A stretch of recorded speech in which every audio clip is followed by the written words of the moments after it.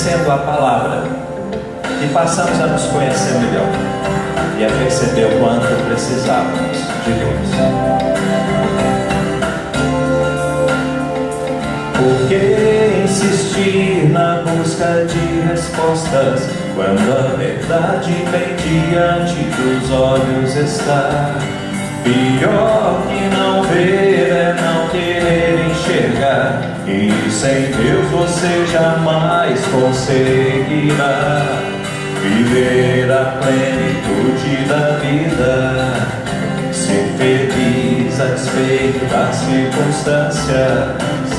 Não há como ignorar Jesus Cristo, aceitá-lo ou rejeitá-lo e você parar.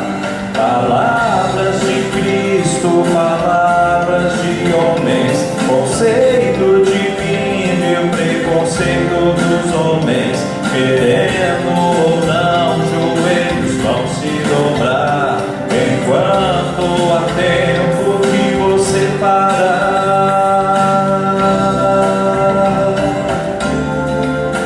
Por isso dê uma chance a você mesmo.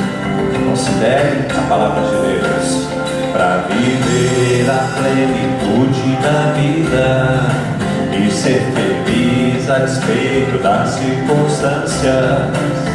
Não há como ignorar Jesus Cristo, aceitá-lo ou rejeitá-lo e você parar. Palavras de Cristo, palavras de homens, conceito divino e o preconceito dos homens, querendo ou não, joelhos vão se dobrar, enquanto há tempo que você parar. Palavras de Cristo, palavras de homens, conceito divino e o preconceito dos homens, querendo ou não, joelhos vão se dobrar, enquanto há tempo que você parar. Breve ele vai voltar, pois não há como ignorar Jesus Cristo, aceitá-lo, rejeitá-lo e você parar. Claro que a maioria das pessoas diz aceitar Jesus, amar Jesus. Disse Jesus: aquele que tem os meus mandamentos e os guarda, esse é o que me ama. Diante disso, o que você fará?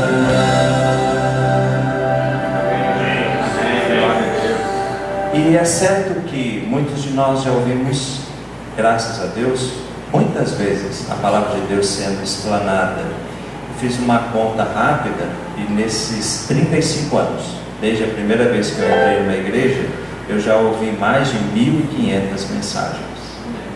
Então, se eu não pratico, não é porque eu não ouvi, podem ter certeza que eu já ouvi muito.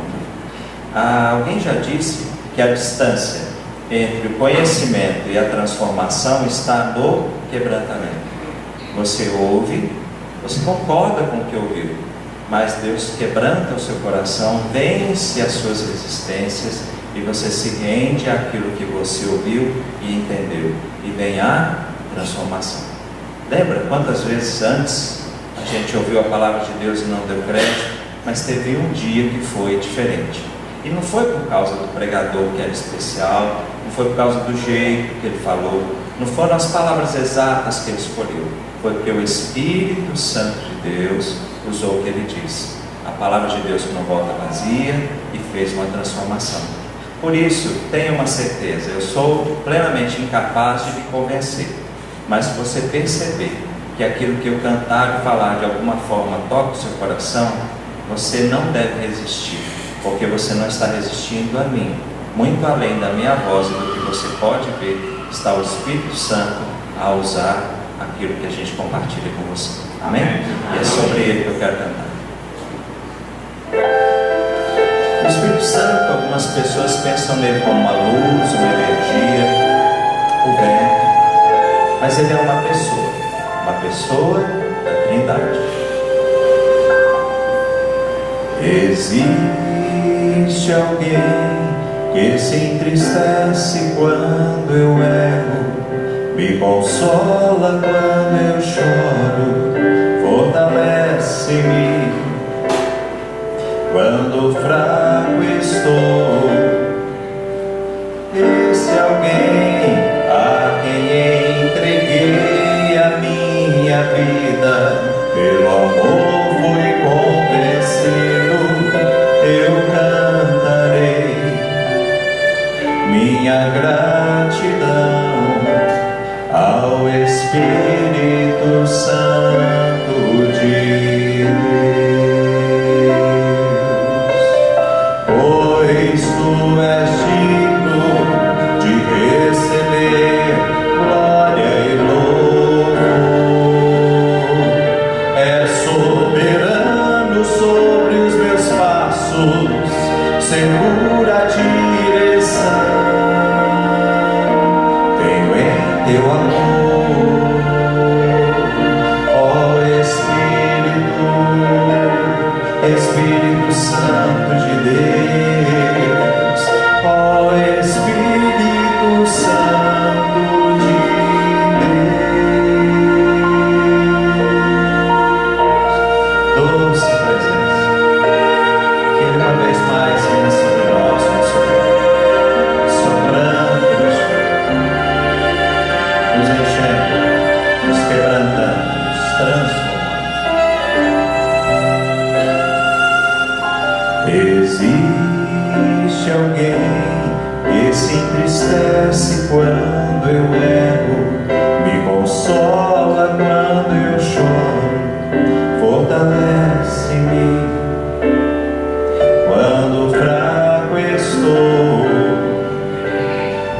Esse alguém a quem entreguei a minha vida, pelo amor fui convencido, eu cantarei minha gratidão ao Espírito Santo de Deus, pois tu és digno de receber glória e louvor. És soberano sobre os meus passos, segura a direção. Tenho em teu amor, ó Espírito, Espírito Santo de Deus, ó Espírito Santo de Deus.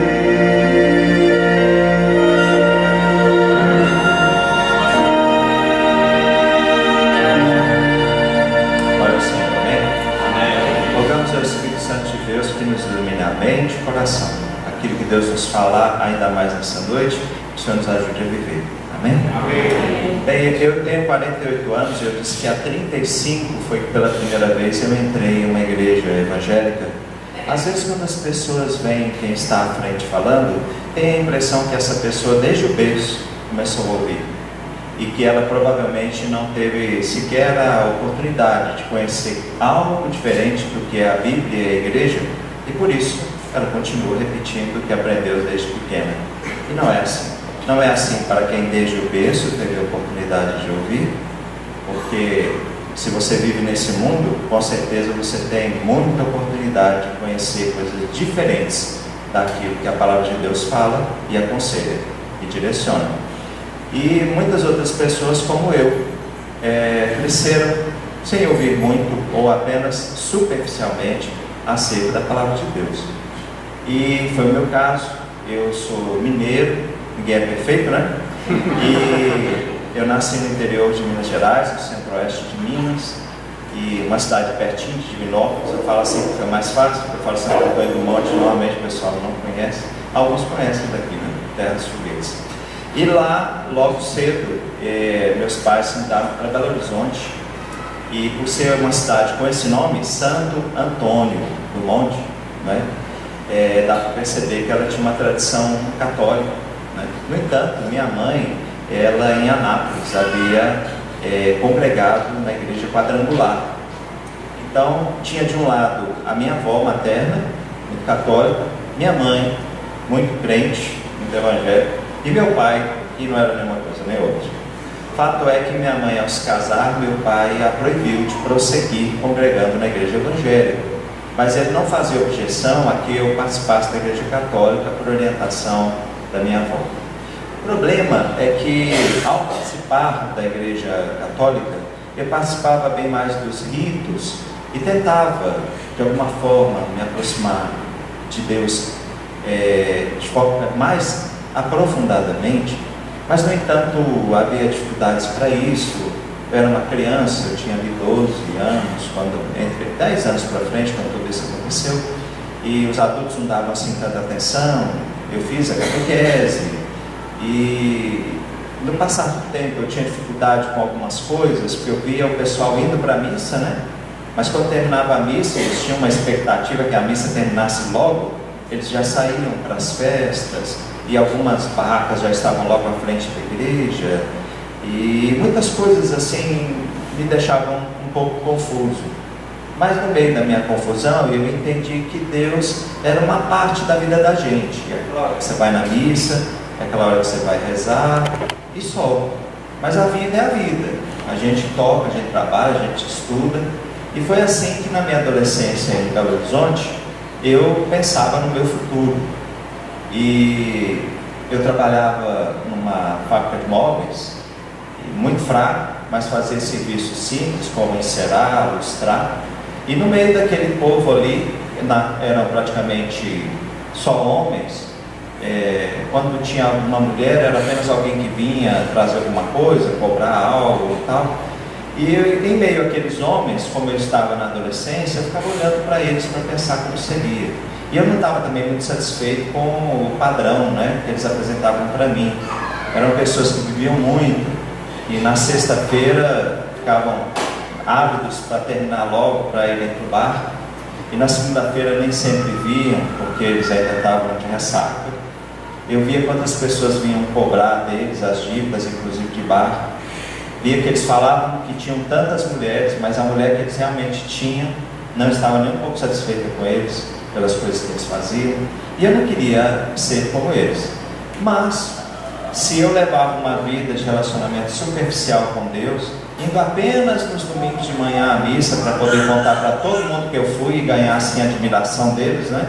Porque Deus me dava prestígio. Quando eu falava assim, onde você estava, Júnior? Na missa. Olha que coisa, não é? E quem te levou? Fui sozinho. Meu Deus, um menino de 13 anos indo sozinho na missa. Então eu gostava do prestígio que Deus me dava através da missa. Mas eu não tinha muito compromisso com ele. Por outro lado, eu também não tinha muito compromisso com esses homens. Mas era um referencial que eu tinha. E eu pensava, como vai ser o meu futuro? Eu procurava delinear assim, uma forma de ser feliz no futuro, de ser vencedor. Mas tudo que eu pensava não estava assim, muito alinhado com amor ao próximo, preocupação com os outros.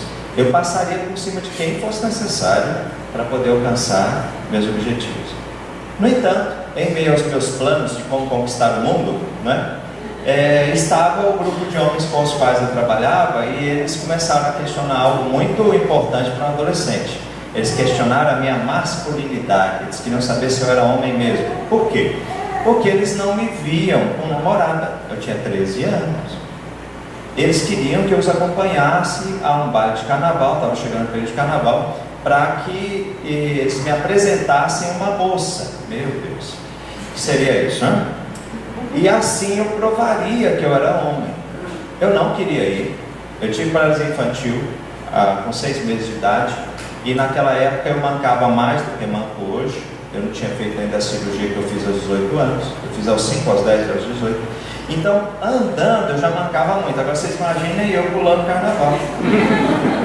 Agora o que acontece? As pessoas que não conhecem o referencial de Deus para suas vidas, expresso na palavra, manifesto na palavra, elas vão ter outro referencial.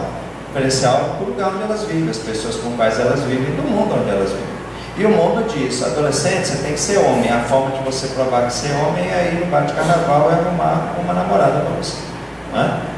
E eu sabia que eu ia ser humilhado, que eu ia ficar mancando. Eu sabia que eles iam querer me embriagar, e isso era muito fácil, porque eu não bebia, então quem não bebe, né? E sabia que provavelmente eles teriam muitas piadas a meu respeito ao fim disso. Mas eu não podia deixar isso parado, eu tinha que provar que eu era homem, não é? E eu não tinha Deus por meu auxílio, o relacionamento com Deus era distante, era uma questão para resolver. Enfim, eu aceitei, combinei, e na sexta noite, que ia começar o carnaval, eu estava na porta de casa, assim, tinha um alpendre, né, e eu parei ali e estava esperando, criando coragem para ir, e o povo passando, indo para o bar de carnaval, as pessoas passando a pé, muita gente andando a pé, muitas fantasiadas, umas roupas esquisitas e tal. E eu olhei um sujeito que estava com uma fantasia que me chamou muita atenção, porque ele estava fantasiado de crente. E naquela época era muito fácil você entender como era uma fantasia de crente. Era uma pessoa com a camisa de manga comprida, roupa social e uma Bíblia, assim, né? Uma mente debaixo do braço.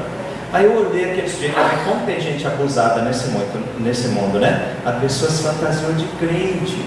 Aí ele veio andando, e quando chegou mais perto eu vi o rosto dele. Aí quando eu olhei para o rosto e nossos olhares se cruzaram, eu vi que era um colega de sala, estudava comigo. Aí eu olhei para ele e cumprimentei. Eu pensei que ele ia passar direto, ele veio na minha direção. E aí eu descobri que ele não estava fantasiado de crente, ele era crente mesmo.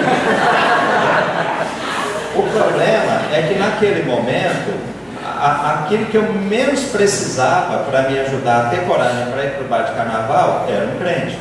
Até porque minha mãe era crente e eu já tinha feito muito em deixá-la lá dentro do apartamento, fechar a porta para ela não vir atrás de mim. Ela não sabia para onde eu ia.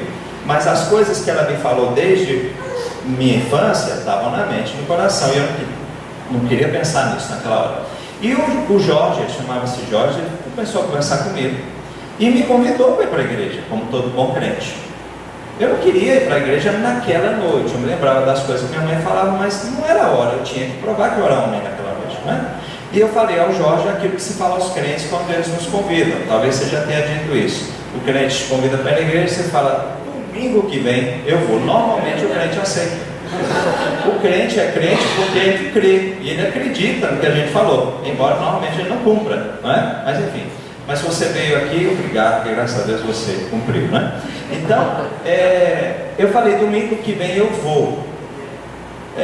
Só que assim, ele não estava muito satisfeito com isso, e antes dessa escapada minha, ele já tinha me apertado fortemente. Ele disse: Walter, se você morresse hoje, você iria para o céu ou para o inferno? Pensa, eu estou em combate de carnaval.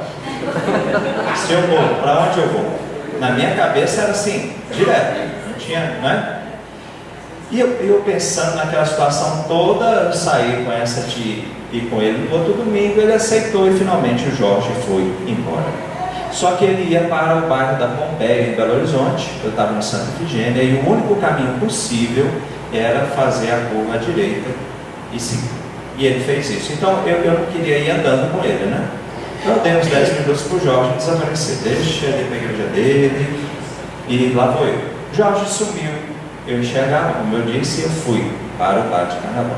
E estou caminhando para aquelas calçadas estreitas de Belo Horizonte, quando uma pessoa gritou o meu nome. Eu olhei, aí eu vi que do meu lado esquerdo assim tinha uma padaria. Quem estava lá dentro? O Jorge. O tempo que eu achei que ele estava andando, ele estava lanchando, porque ele lanchava antes e depois do culto, sabe? Lá vem o Jorge em cima de mim. Rapaz, mas você não falou que ia ficar em casa? Porque eu disse isso. Eu falei: não, eu estou indo ali na casa de um amigo pegar um livro. Uma mentira danada. Eu me gabava da minha naturalidade ao mentir, convencendo as pessoas que eu estaria falando a verdade. E ele falou: rapaz, vamos. Por isso que eu logo no início disse que quem promove esse quebrantamento, que nos leva a atitudes que não eram naturais para a gente, é o Espírito Santo de Deus. Porque o Jorge não usou muitos mais argumentos, ele apenas disse: vamos. Mas naquele momento, assim, rapidamente me veio muita coisa à mente. Me vieram à mente as palavras de minha mãe acerca da importância de eu ter uma vida com Deus. Me veio à mente a minha primeira leitura bíblica, que eu lia tudo de trás para frente. Comecei a ler a Bíblia pelo Apocalipse, e eu vi que o fim daqueles que se voltavam contra Deus e o rejeitavam era muito ruim. Tanto é que a minha leitura bíblica começou e terminou em Apocalipse. Eu parei, não é?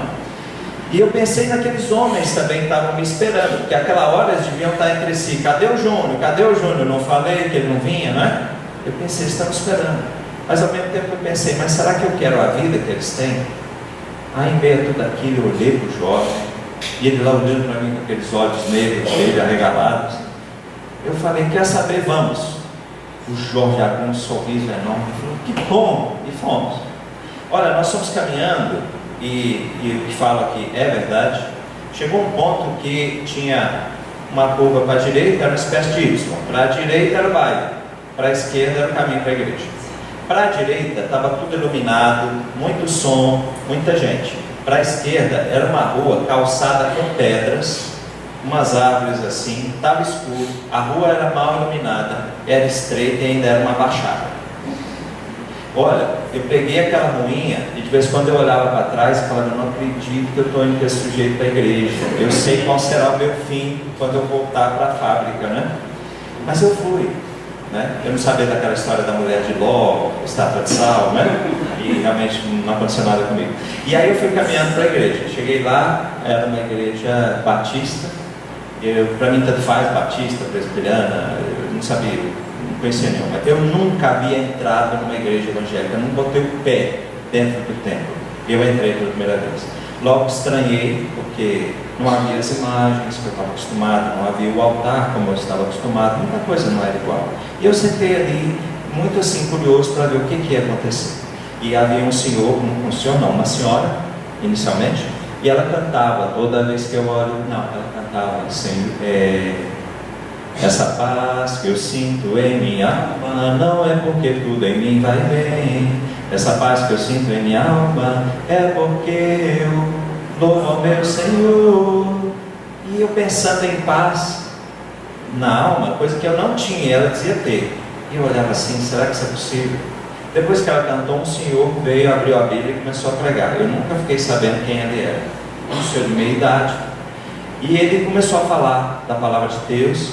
A igreja tinha pouca gente. Eu achei que estava assim, alguma coisa assim, meio que falindo, né? Um tipo de gente. Mas é porque o pessoal tinha ido para o retiro de carnaval. Alguns poucos ficaram para oportunizar que quem tivesse oportunidade ouvisse o evangelho. E era o meu caso. E o pregador começou a falar e disse que eu era pecador, né? Porque todos pecaram. Eu já fiquei assim um pouco incomodado, porque você ia ali para ouvir o que você já sabia, e o que você ouviu você não queria ouvir, porque isso não era confortável.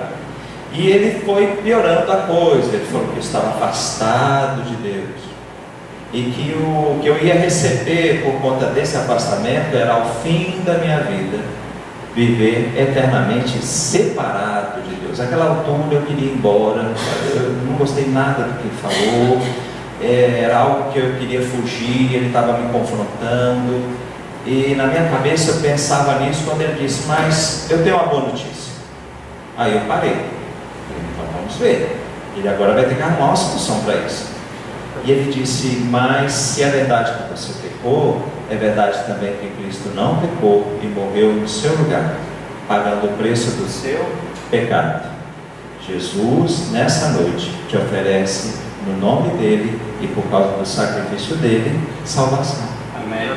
Eu ouvi aquilo e falei, mas é assim?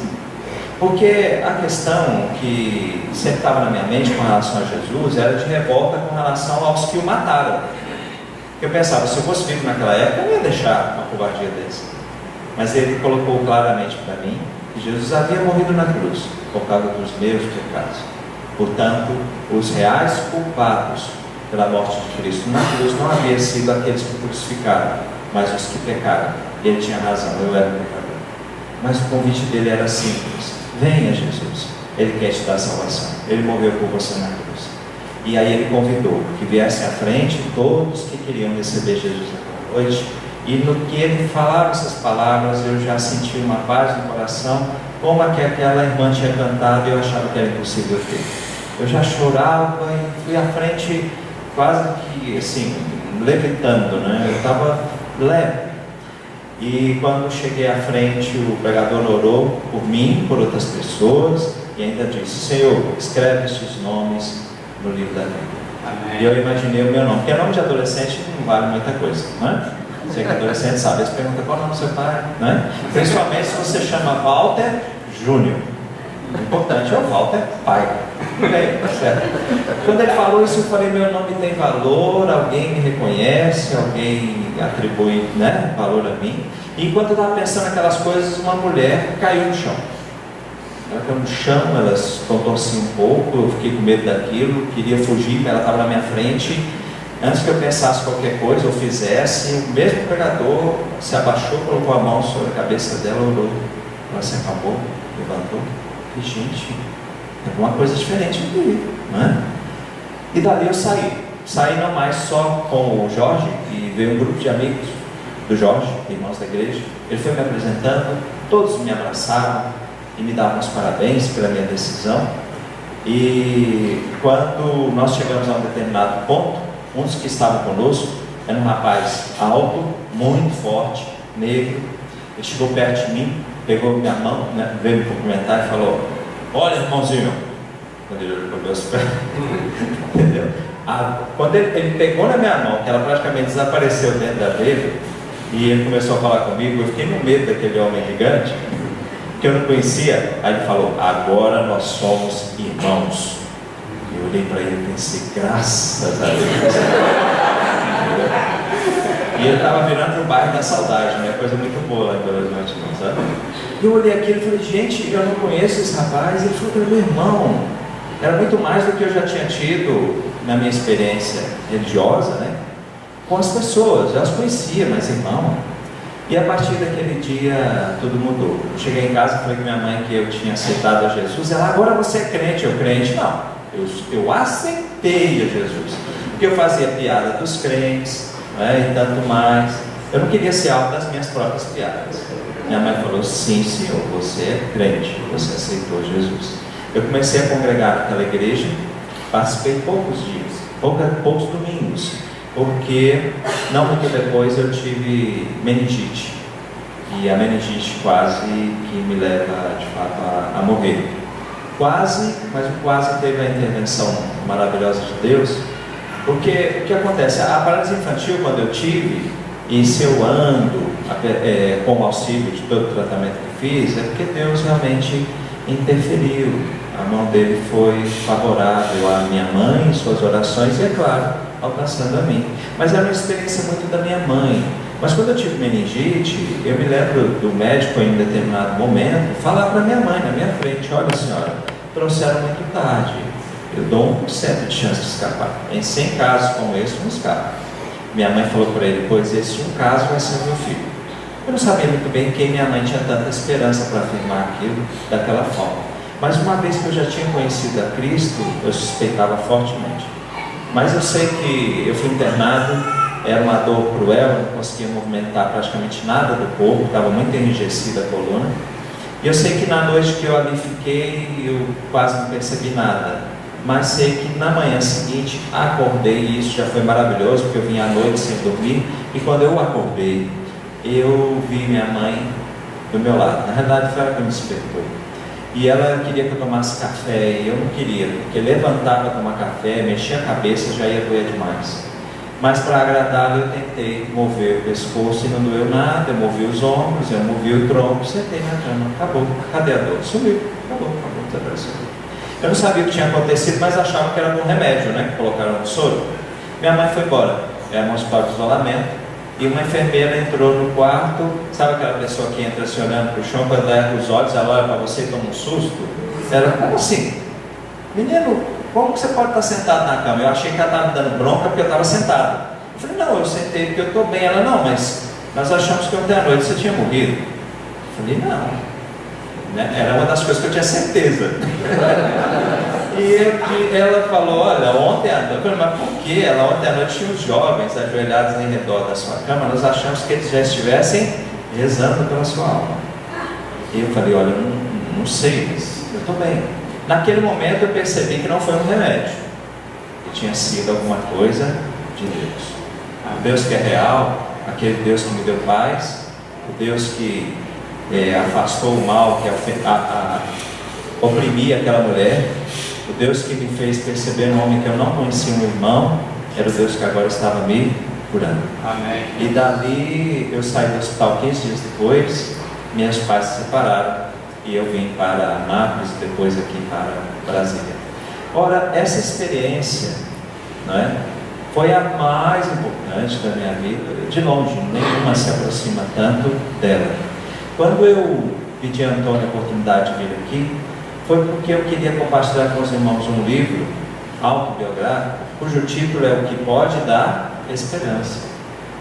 Quando eu faço alusão a esse título, é claro que eu estou me lembrando do que disse o profeta Jeremias, Lamentações 3:21. Quero trazer à memória o que me pode dar esperança. Depois que Deus me alcançou com sua graça, me livrou da morte ali na meningite, e até então eu enxergava, porque a perda da visão não foi sequela da meningite, nem da poliomielite, nada disso.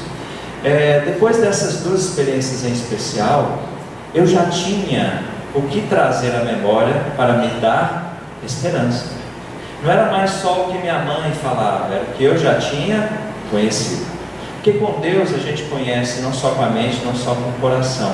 A gente experimenta em ambos aspectos de forma muito clara, né? E quando a gente pensa em esperança, tem uma definição de esperança muito boa, e assim eu entendo, que afirma o seguinte: esperança é o sentimento daquele que acredita ser possível se realizar o que ele deseja. Então, quando uma pessoa diz que tem esperança, ela está dizendo para você o seguinte: eu acredito que será possível se realizar aquilo que eu desejo. E quando o profeta falou isso, ele estava vendo uma situação terrível. Jerusalém tinha sido invadida e os muros tinham sido derrubados, o templo queimado, cidadãos da cidade levados embora. Tudo à volta de Jeremias trazia para ele motivo para quê? Para choro, para pânico, para medo, para desespero. No entanto, este Jeremias que chega a dizer: disse eu, já apareceu a minha glória e a minha esperança, em um momento, pelo agir do Espírito de Deus em sua vida, ele para e fala: eu vou mudar isso, eu quero trazer à minha memória o que me pode dar esperança. E quando ele fala disso, o que ele vai trazer à memória que vai produzir no coração dele esperança? Ora, ele vai trazer à memória tudo que ele conhecia de Deus acerca das promessas de Deus já reveladas. E as promessas que Jeremias tinha são bem menos do que nós temos a Bíblia completa hoje, né? Todo o Novo Testamento. E ele trazia à memória também as experiências que ele tinha com Deus a partir da palavra de Deus.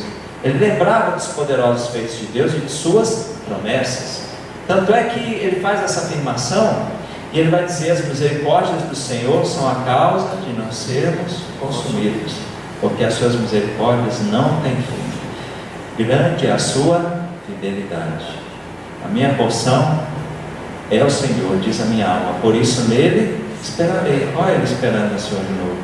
Porque quando a gente espera no Senhor, nós temos uma certeza, o sentimento que temos de que aquilo que nós acreditamos ser possível vai se realizar, tem uma base. Por que a gente acredita que vai ser possível? Porque para Ele não haverá nem impossíveis. Há pessoas que esperam em si mesmas, elas acham que a gente não precisa ter esperança. Elas falam assim: esperar não, eu vou lá e consigo. Esperar é para os fracos, esperar é para os acomodados. Essas pessoas, na realidade, elas esperam em si mesmas. Elas dizem: eu é que garanto a possibilidade real de que eu vou conseguir o que eu desejo. Só que essas pessoas se frustram, porque suas qualidades, habilidades e influência nem sempre traz para elas o que elas desejam, e elas sofrem, porque elas nem têm como colocar a culpa em alguém, elas têm que aceitar a sua própria limitação. Há também os que esperam em alguém ou em algo. Tem uma pessoa que espera num remédio a solução para a sua doença. Já tem aquele que espera na influência de alguém uma vaga de emprego, e nem sempre o remédio cura, e nem sempre o que prometeu o emprego honra a promessa. E aí a pessoa tem receio de ter esperança para não sofrer a dor de uma esperança frustrada. Mas Jeremias, ele não tinha esse receio. Ele sabia que em quem ele estava colocando esperança era poderoso para satisfazer a necessidade do coração de Jeremias. Paulo, em Timóteo, ele afirma: porque nele temos posto a nossa esperança. Em 2 Coríntios 2,10 ele diz assim: ele nos livrou, ele nos tem livrado, e nós queremos que ele continuará a nos livrar desses terríveis perigos, porque nele temos posto a nossa esperança. Mas aí, você que está pensando aqui, mas esse rapaz falando aí de esperança, esse rapaz não, eu tenho que lembrar que faz muito tempo que eu não enxergo, eu já não sou um rapaz, né? Não sei se senhor, meia pessoa, o que vocês quiserem. Mas enfim, esse pregador aí está falando de esperança, e ele falou que Deus transformou a vida dele, Deus o livrou da morte na meningite, mas e a cegueira? Ele é cego, ele não está vivendo. Ora, será que a minha esperança foi frustrada? Será que quando eu fiquei cego, eu falei: Deus, a minha esperança de cura está em Ti, aí Deus me curou e eu me frustrei com isso? Sabe, guardar a palavra no coração não é guardar só um pouco da palavra, é aceitar a palavra como um todo. E aceitar a palavra como um todo é que vai nos garantir que nós vamos compreender claramente a promessa de Deus e não vamos estar nos frustrando com Ele. Sabe por quê?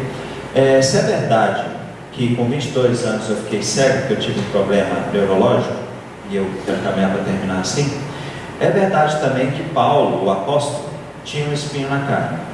Eu cego, Paulo com um espinho na carne. Eu peço a Deus que me devolva a visão. Paulo pede que Deus tire o espinho. Deus não tirou o espinho, e Deus não me devolveu a visão. A nossa, minha e de Paulo, esperança foi frustrada? Não. Porque o Senhor é aquele que tem um compromisso conosco, não simplesmente de atender todos os nossos pedidos como nós os fazemos, mas de nos suprir em tudo, de nós cuidar. Como disse o salmista: o Senhor é meu pastor, por isso nada me faltará. Deus não deixará faltar a nós aquilo que Ele sabe nós realmente precisamos. Deus não me devolveu a visão e nem tirou o espinho de Paulo, mas nos concedeu a mesma coisa. Como Paulo disse: a tua graça, como Deus disse a Paulo, a minha graça te basta, porque o meu poder se aperfeiçoa na fraqueza.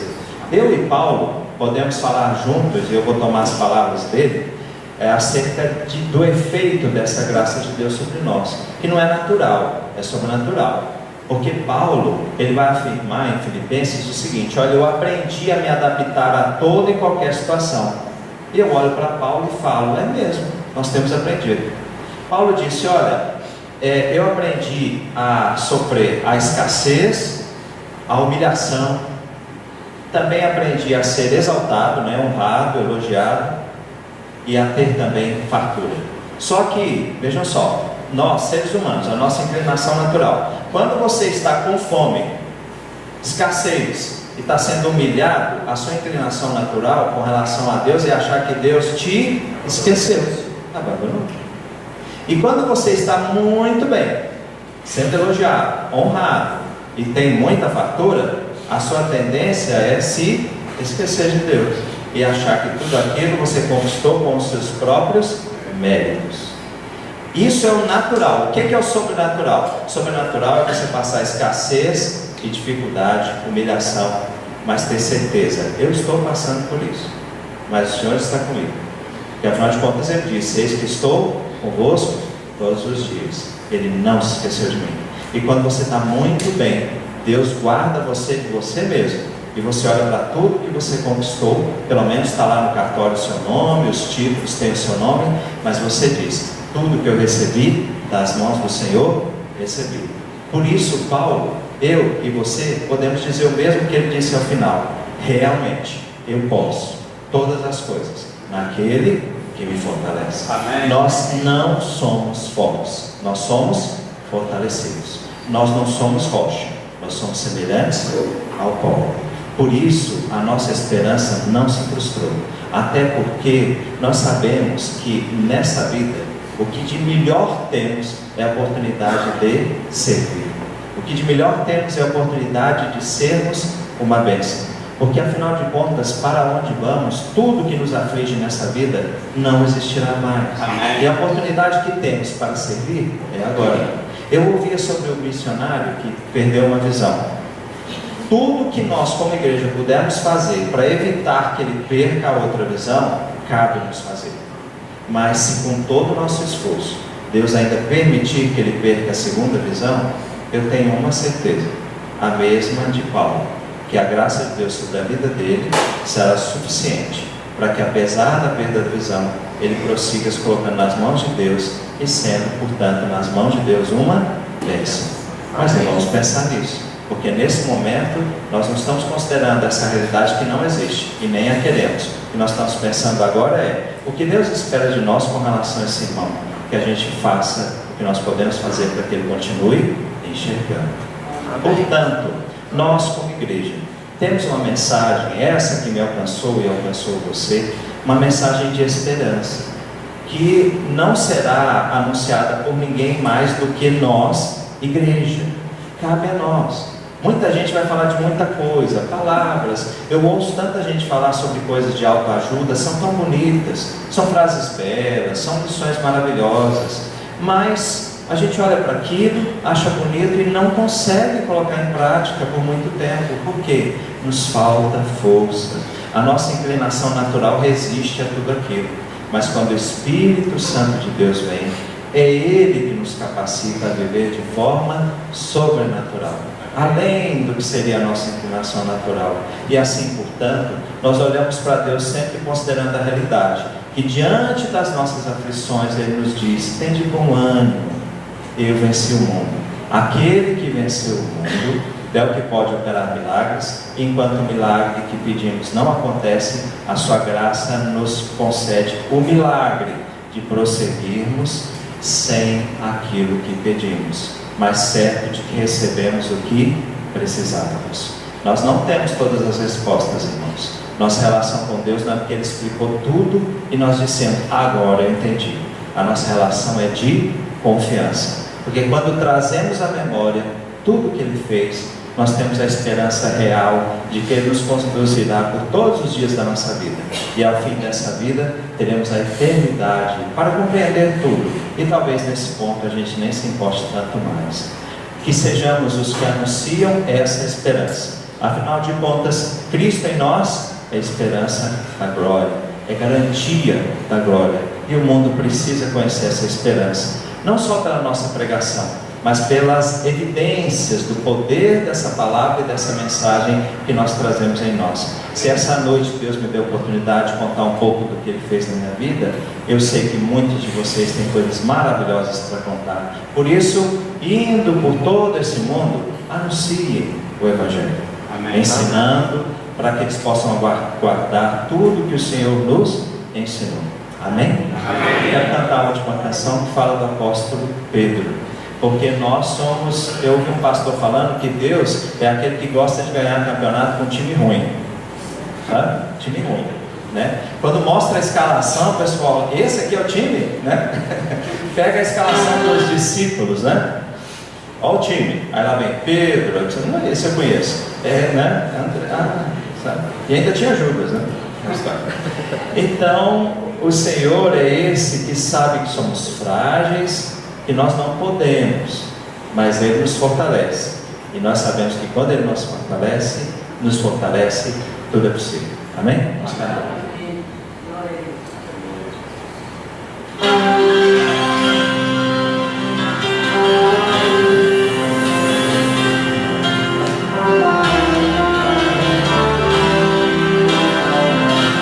Se você conhece, pode cantar. Pensar ser forte foi o meu, apoiar-me em minhas próprias forças, desejei eu, embasado em elogios apóstolos, qualidades, ilusão de quem é tudo, mas ainda não cresceu. Se eu me disse como qual que sou, fácil seria O mestre juntaria sua saliva e o milagre então de milhares que o veriam através de mim se realizaria. Mas penso ser morte é o fim, sou tropeço. Pedro também pensava assim, Pedro Petrus pedra por engano, Pedro apenas pó. Pedro também pensava assim, Pedro Petrus pedra por engano, Pedro apenas pó. Mas Deus que é tudo, maior que todos, que no deserto a rocha firme fez meter, assim parar com esta falsa rocha que da minha, para que rios de água viva dela possam correr, e a voz do mestre quebra o som das ondas. Pedro, tu me amas, sim te amo, tu sabes muito bem. Anunciamos que não esperamos em nós ou em outros ou em algo. Nossa esperança está no Senhor de todas as coisas, que honra por suas promessas, velará por cada uma delas. E a voz do mestre quebra o som das ondas. Pedro, tu me amas, sim te amo, tu sabes muito bem. Diante disso, apacenta o povo meu. O Senhor nos envia. Apacenta, povo meu, e nos capacita. Povo meu.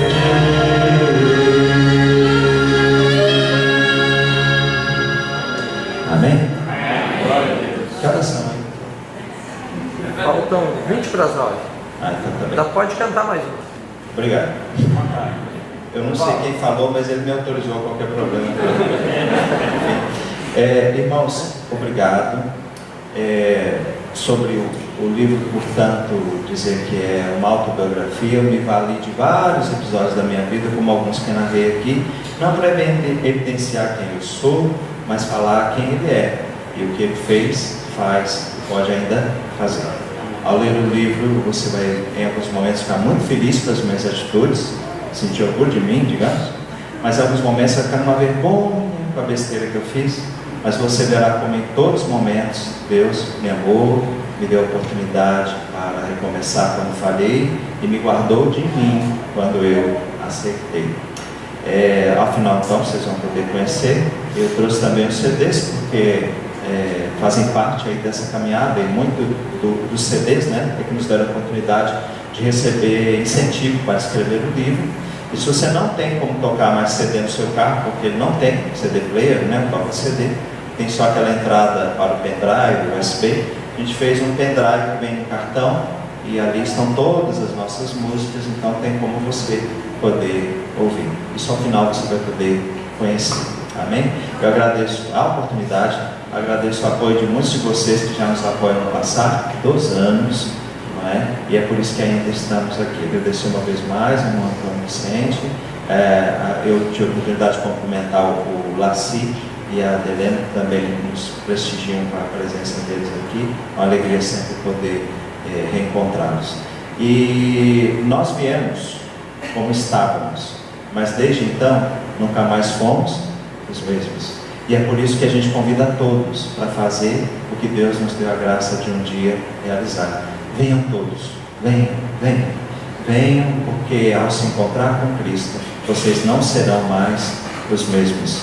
e passarão a ser a cada dia transformados pelo Senhor à imagem do seu Filho, até que um dia sejamos como Ele é. Amém? Vamos cantar assim.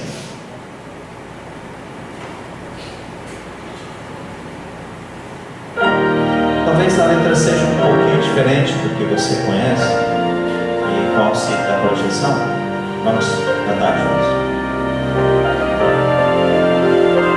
Aleluia, Ele nos aceita. Jesus, Senhor, eu venho a Ti, Tua ira santa mereci, o Teu favor me estende aqui, aceita um pecador. Por quê? Eu venho como estou. Sim, venho como estou.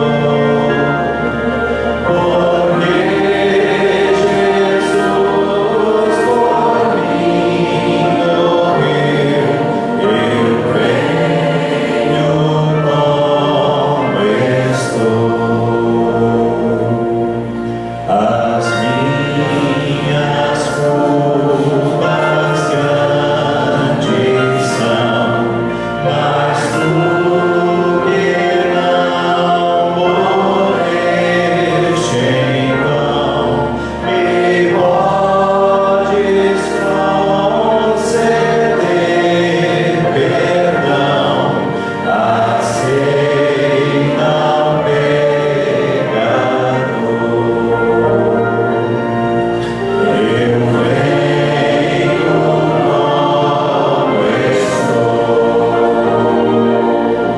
Sim, venho como estou.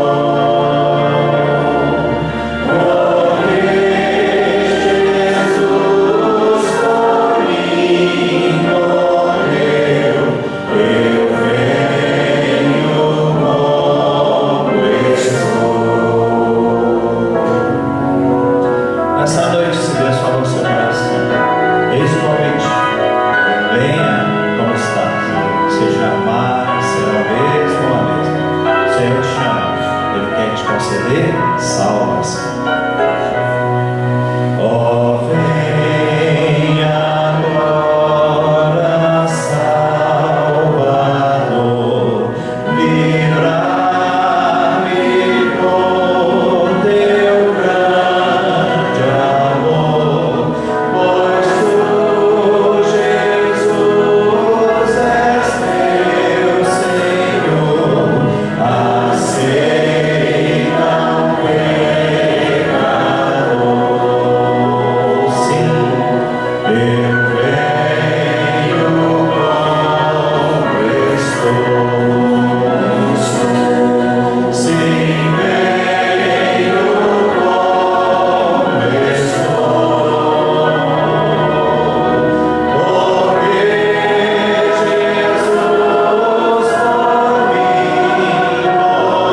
morreu.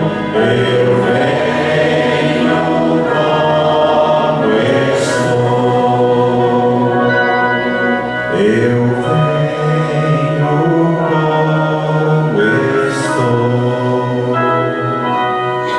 Sim, venho como estou.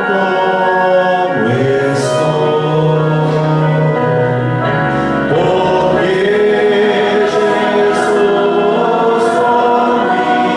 mim morreu. Eu venho como estou.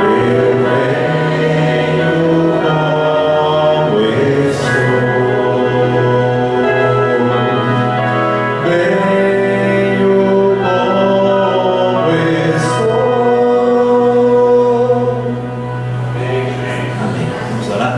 Senhor, obrigado pela oportunidade de, nesse tempo de adoração ao Senhor, de tantas formas ouvirmos Tua voz.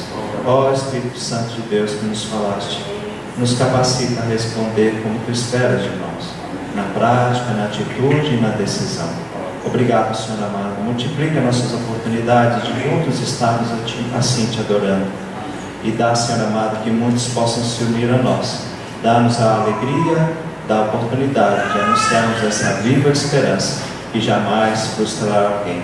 E nos tempos difíceis, nos ajuda, Senhor, para que possamos trazer à memória aquilo que de fato, e só aquilo que de fato pode nos dar esperança. Amém. Em nome de Jesus oramos. Amém. Amém. Obrigado, Deus. Deus abençoe.